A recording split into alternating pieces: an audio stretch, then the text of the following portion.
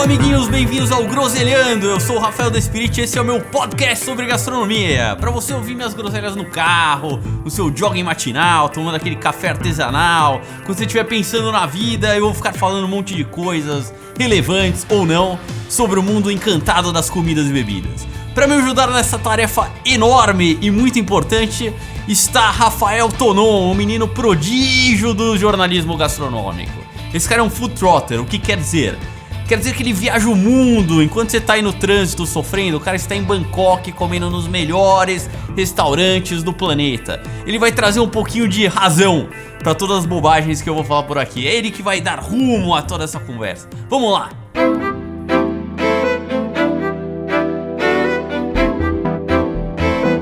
Alô, amiguinhos! De novo, estamos aqui, eu em São Paulo, a capital paulista. Dá pra perceber pelo meu sotaque malemolente aqui. E Rafael Tonon com seu sotaque portuga. Como é que você está aí, seu Tonon? Cara, aqui eu ainda falo, enfim, tento falar o nosso sotaque, mas é ridículo, mas quando eu falo com os caras daqui, eu dou uma puxada no sotaque luso. Vou confessar aí. Você já manda um autocarro? A minha esposa ri da minha cara, porque ela acha que é ridículo. Eu ligo para as pessoas e falo, olha, estou a falar, eu dou uma puxada. É um pouco ridículo, mas eu não consigo evitar. Que beleza, que maravilha. Vamos lá, qual que é o nosso tema de hoje, desse podcast maravilhoso? Conte. O episódio de hoje é clássico e vice-versa. Vamos falar sobre pratos clássicos da gastronomia e como eles se tornam clássicos. É isso. Bom, eu tenho o meu restaurante, que é o Marcel, que tem um prato classicaço, que é o soufflé de queijo do Marcel. Vou fazer um jabazaço mesmo. Foi considerado patrimônio gastronômico da cidade, já sempre foi muito famoso pelo soufflé, o Marcel. E é engraçado porque existem vários outros exemplos em São Paulo e pelo mundo de pratos que ficam até mais famosos do que o próprio restaurante. Conte lá, fale se isso não é verdade. É sobre isso que a gente vai falar, na verdade. É que tem restaurantes que imortalizam pratos que ganham uma fama muito mais por conta do prato que eles criaram do que pela história do restaurante em si. Eventualmente tem casos em que as duas coisas acontecem ao mesmo tempo, né? Que o restaurante é um clássico e que o prato também é um clássico. Mas é engraçado se a gente pensar como alguns pratos clássicos, enfim, se tornaram tão famosos no ideário das pessoas, que as pessoas vão para aquele lugar para comer aquele prato. E são restaurantes que acabam meio que vivendo daquele prato, né? Da fama que aquele prato ganhou. Sei lá, a gente pode falar, para citar um agora de cabeça, assim, que eu acho que é um bom exemplo, é o leitão do Botim em Madrid, que é o restaurante mais antigo do mundo em atividade ainda hoje, e que eles fazem um leitãozinho, um leitão de leite, que eles chamam por lá, que é o prato clássico do restaurante. Todo mundo que vai no restaurante, você entrou ali, é quase um passeio turístico, é preciso saber. Quando você entra lá, tá todo mundo comendo o leitãozinho que os caras fizeram e que se tornou um clássico, assim. A história é que, tipo, o restaurante é muito famoso pela sua história, enfim, por ser o restaurante mais antigo em atividade, mas o que determina ali os pedidos todos, o que domina os pedidos todos é o leitãozinho. E a gente tem centenas de exemplos desse em todo mundo, né? De clássicos que ficaram mais famosos que o restaurante. Total. Você sabe que tem quando eu era molequinho lá, tem um amigo, que é amigo até hoje, mas a gente quando era molequinho saía pra almoçar e não sei o quê, e o pai dele era o cariocão e tal, e chamava o garçom e falava, qual que é o carro-chefe aqui do estabelecimento? Essa história do carro-chefe já foi mais forte até do que é hoje, mas cara, eu acho que cada vez mais as pessoas vão começar a buscar essa história. O carro-chefe do restaurante. E pro restaurante é muito bom ter um carro-chefe, porque as pessoas saem de casa já pensando no que vão comer sem medo nenhum. Sim, sim. Mas aí, antes da gente entrar no episódio, me surgiu uma curiosidade de te perguntar. A minha pergunta é: por um lado, pode ser muito bom essa história do cara pensar em sair de casa para comer aquele prato que é clássico de um restaurante, mas por outro, não tem uma coisa meio, sei lá, dele dominar tanto o cardápio que ele apaga todas as outras receitas? Isso Sim. acontece? Veja bem, no meu caso, quando eu era um grande food e queria brilhar no Marcel como chefe criativo espetacular, às vezes me deixava meio frustrado isso mesmo. Porque, pô, se eu tô lá criando mil coisas, pratos estilosos, não sei o quê, e ninguém nem olha o cardápio, o cara já pede o soufflé com o cardápio fechado, sabe? O cara senta no restaurante e fala, cara, eu vou querer 2 soufflés, não sei o quê, nananã, e acabou. Isso de fato. Só que tem por um lado, que eu cada vez mais comecei a pensar e entender isso. E depois, quando eu sempre falo do Japão, que o Japão é um lugar maravilhoso, que eu acho animal mesmo. Que existe lá um negócio tipo o cara que faz o lamen. O cara faz esse lamen há trocentos anos. E ele domina as técnicas do lamen e faz um negócio. Não deixa de. A gente tem essa história de precisa mudar, precisa ser criativo, precisa fazer mil coisas. Cara, esse cara é um artesão mundial, o cara sabe fazer aquilo como ninguém, ele domina todas as técnicas daquilo. Isso é animal também. E isso eu comecei a me ligar no meu restaurante também. Pô, eu falei, cara, que legal. A gente faz um prato que é difícil de fazer. A questão, por que todo mundo. Por que não todo mundo faz soufflé em todos os restaurantes? Porque tem todo um negócio tem que subir o arzinho do negócio. Você tem que coordenar as mesas, é difícil de fazer esse negócio. Só que a gente faz isso há 1 bilhão de anos, na verdade 65 anos, e sempre do mesmo jeito, e sempre vai aprimorando essa técnica há um tempão. Isso é muito legal. Então esse prato, símbolo dos restaurantes, tem isso também. O cara faz há tanto tempo, ele faz com tanta destreza, como um artesão que faz o tempo inteiro, o cara que faz a faca do samurai. Pô, você vai deixar o cara... Pô, por que você não faz colher, amigão? Porque eu faço faca, cara. E a minha faca é a melhor que tem. Boa, boa. Não, é isso. E o cara vive dessa ideia do clássico porque ele se aprimorou de fazer aquilo bem, né? Exato, então. E é isso. Eu acho que aí surge um negócio que a gente tava conversando antes lá, quando a gente surgiu com esse tema, né? Que é a história lá do Bauru, por exemplo. Que é um negócio que surge num lugar, de repente se espalha pelo Brasil, né? E pelo mundo, vai, sei lá, em alguns casos. Não, a história do Bauru, é engraçado a gente falar dela, não sei se todo mundo conhece a história, eu vou contar a história rapidamente, porque eu fiz uma pesquisa intensiva sobre isso, e acho que ele representa bem como surge um clássico, que na maioria das vezes um clássico surge meio ao acaso mesmo. O Bauru é o sanduíche que todo mundo conhece. Ele foi criado num restaurante em São Paulo que chama Ponto Chique, que inaugurou em 1922. A ideia a história por trás do sanduíche é a seguinte: tinha um cara que ia sempre comer lá e que ele era de Bauru, ele era da cidade de Bauru, e ele sempre ia comer lá. E uma vez, que era um radialista, né? E uma vez o cara foi lá, foi comer, e ele falou, pô, hoje eu quero, você faz para mim um pão francês, sem miolo, com queijo derretido, mas se puder também colocar uma fatia daquele rosbife e um pouco de tomate para ter um pouco de vitamina na história. Daí ele comeu, fez o chapeiro lá, fez o sanduíche para ele comeu, chegou um amigo e falou, pô, tá bonito esse seu lanche, hein? Eu vou querer um igual ao do Bauru.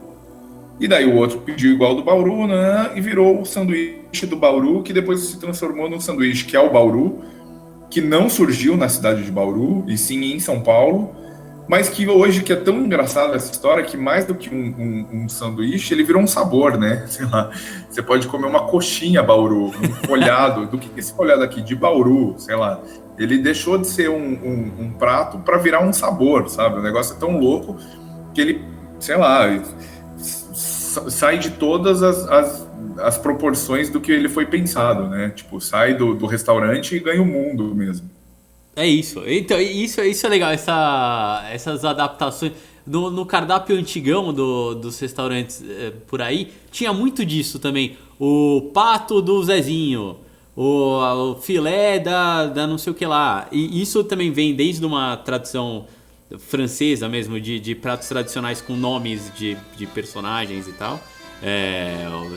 Que antes não tanto como pro cliente, mas mais pro nobre e tal, porque os cozinheiros cozinhavam pros nobres e tal. Mas eu lembro, mesmo no cardápio do Marcel antigo, tinha muito da referência, o doutor não sei o que pedia o filé tal, e o filé virava o filé do doutor não sei o que. É um Do pouco... doutor. Faziam os pratos que as pessoas queriam, né? O restaurante se propunha a agradar o cliente de qualquer forma, né? Então, vamos fazer, se o cara quer comer isso, a gente vai fazer porque é o que o cara quer comer, né? E aí viram os clássicos de cada coisa. Tem um monte, né? A gente tem, sei lá, o polpettone do Jardim de Nápoles, tem sei lá, o filé alpino, tem um monte dessas coisas, né? E tem umas coisas que são muito curiosas, que às vezes as coisas que ficam famosas não são aquelas pela qual a casa é originalmente conhecida. Sei lá, tem churrascaria em São Paulo que o pão de queijo virou sei lá, ganhou uma fama enorme. Ou a salada de palmito virou sei lá, um desejo das pessoas. Pô, eu quero sair para comer aquela salada de palmito da churrascaria. Tipo, você nunca pensaria que você ia na churrascaria comer a salada de palmito. Você tava falando disso, tem um negócio... Eu lembro que tem um restaurante ali na Liberdade, que é o Kido Araco, que tem lá, tem um monte de coisa, e é japonês, obviamente, com esse nome na Liberdade, mas tem um hambúrguer lá, que a galera... Cara, o hambúrguer do Kido Araco é animal. E é engraçado, né? Porque você tem... De fato, tem vários lugares que você não imagina, e de repente o cara faz um prato ali que não tem nada a ver com o que você imagina do lugar, e bomba. Uma vez a gente fez uma brincadeira lá com um amigo nosso que o melhor hambúrguer de São Paulo, porque agora sempre tem o negócio, qual que é o melhor hambúrguer de não sei o que, qual que é o melhor... E aí a gente falou pro cara que o melhor hambúrguer de São Paulo era no Camelo, pra ele ir lá que Camelo é uma pizzaria, pra quem não sabe. E aí o cara foi lá comer hambúrguer no Camelo. Mas, por exemplo, o Camelo tem um frango a passarinho que é sensacional, cara.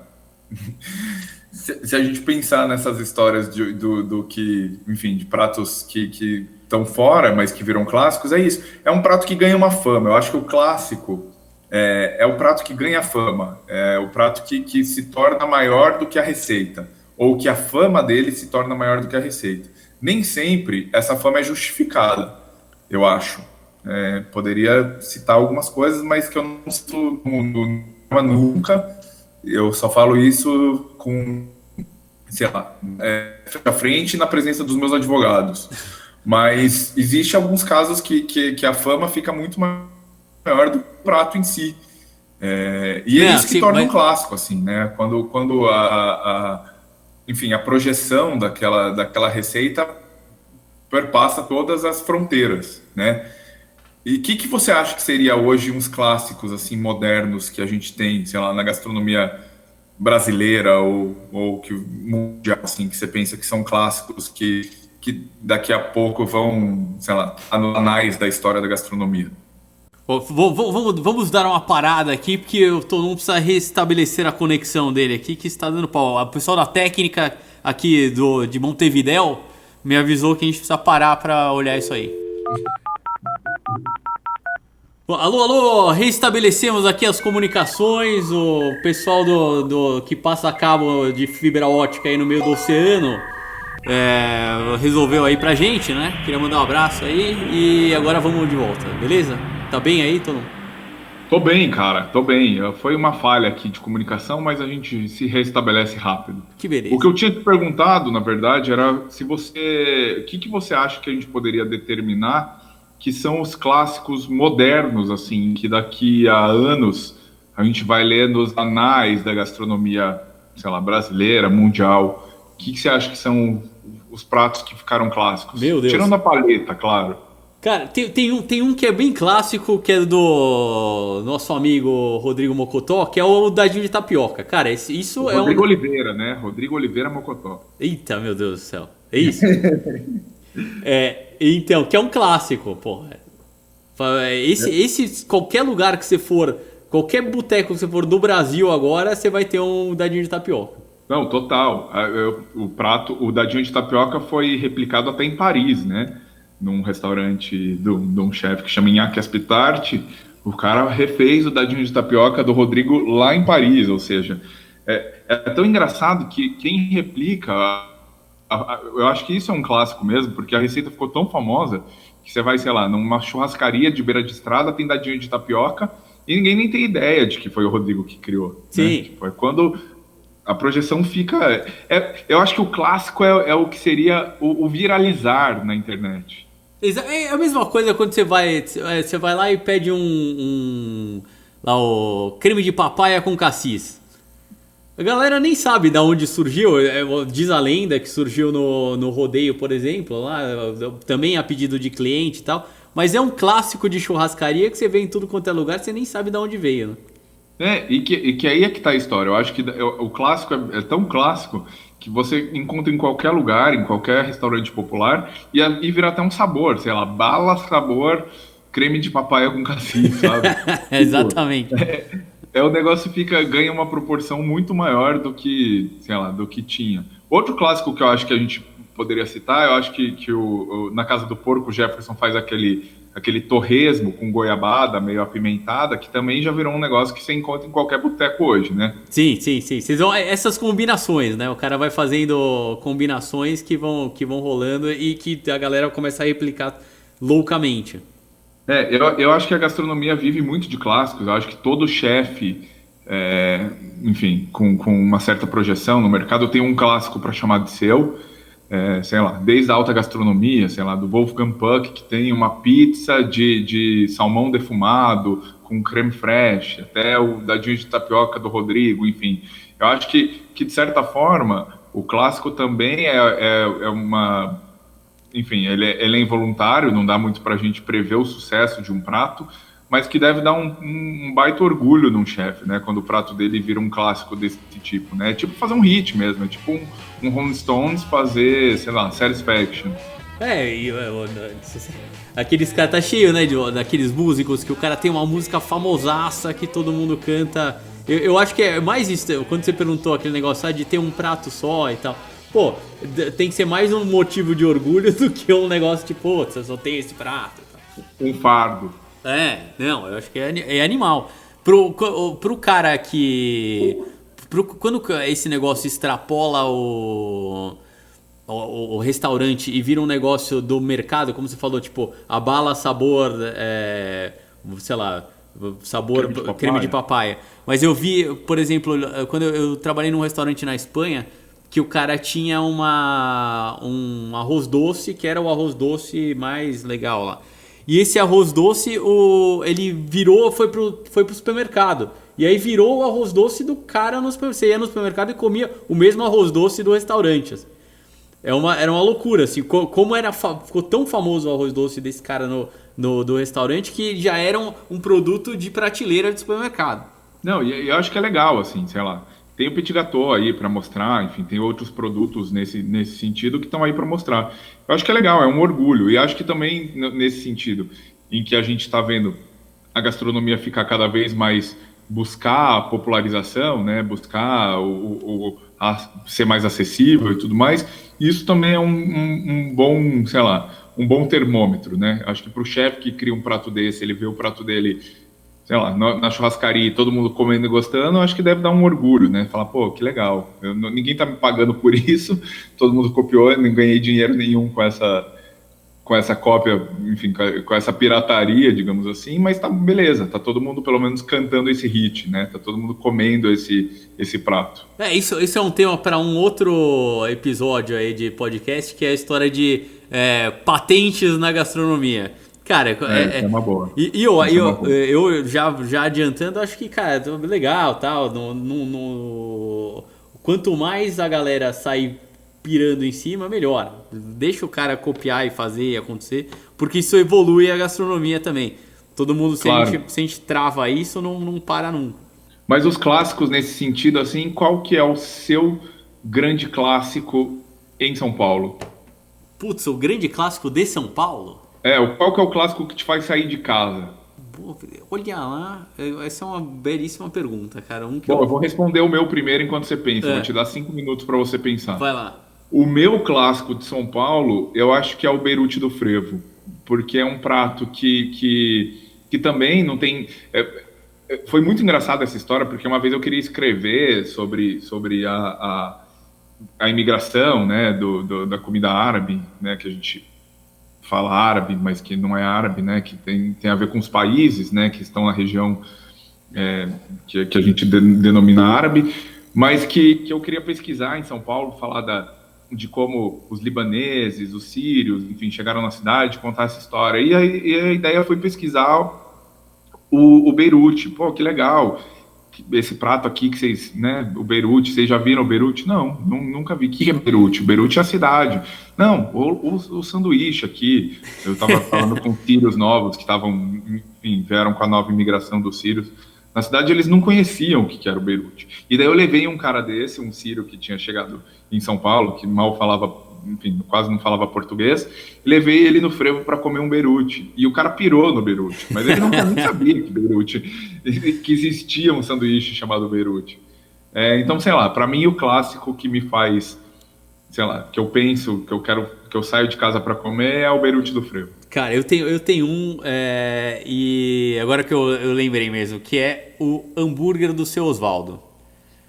O hambúrguer do Seu Osvaldo, porque o Ipiranga é um lugar que eu vou muito pouco ali. E aí tenho 2 amigos meus que tem restaurante na frente do Seu Osvaldo. Os caras, vem aqui. Eu fico, não, vou. Chega lá, eu vou no Seu Osvaldo, tem que ir escondido. Porque senão...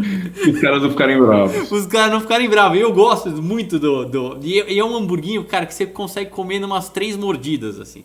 É um negócio de outro planeta. E tem toda aquela história do clássico, né?